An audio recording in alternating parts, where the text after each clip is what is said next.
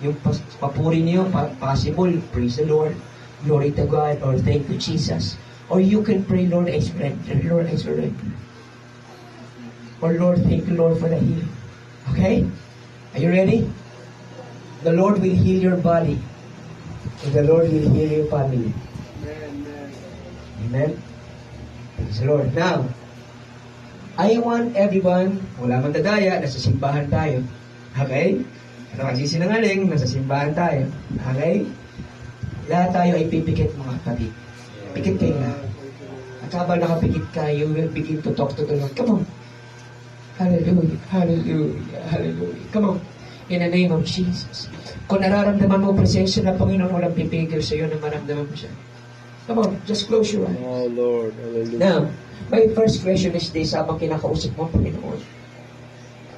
Kung ikaw yung tao na pumunta sa simbahang ito ngayon at meron kang nararamdaman sa iyong katawan, sa ulo, sa tiyan, sa paa, you got disease and pain in your body, kindly raise your right hand, please. Itaas ang kanang kamay. Come on. Ako lang po nakatingin. Ako lang po nakatingin. Come on. Praise the Lord. Lahat na may karamdaman sa kanyang katawan at sa pamilya, taas ang kanang kamay. Orobush. Karamaya. Orobush. Pwede pa kayo ba? Sige, habang nakapigit ka, you can pray right now in the name of Jesus. Kung nararamdaman mo presensya ng Panginoon. Now, second question. Hallelujah. Kung pumunta ka sa simbahang ito ngayon,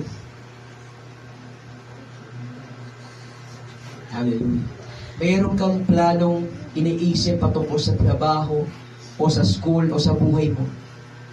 Pero kada may gagawin kang mabuti patungo sa plano mo na yan na maganda, ay parang laging may pumipigil sa iyo. The book of Isaiah, there what we call the devil. He's trying everything to hinder you para magawa ay mga bagay na maganda niyan. Tutulungan ka ng Panginoong Hesus ngayon. Kung ikaw yung tao niyan, taas ang kanang kamay, please. Come on. In the name of Jesus. Oh, thank you, Lord. Pwede pa kayo pa? Habang ikaw ay nakakaramdam ng presensya ng Panginoon. In the count of three, you can open your mouth and begin to praise. Yes, Lord, hallelujah. I declare and decree for the Holy Ghost to come right now. In the name of Jesus Christ, I pray. Receive ye the Holy Ghost. Now you can open up your mouth right now in the name of Jesus.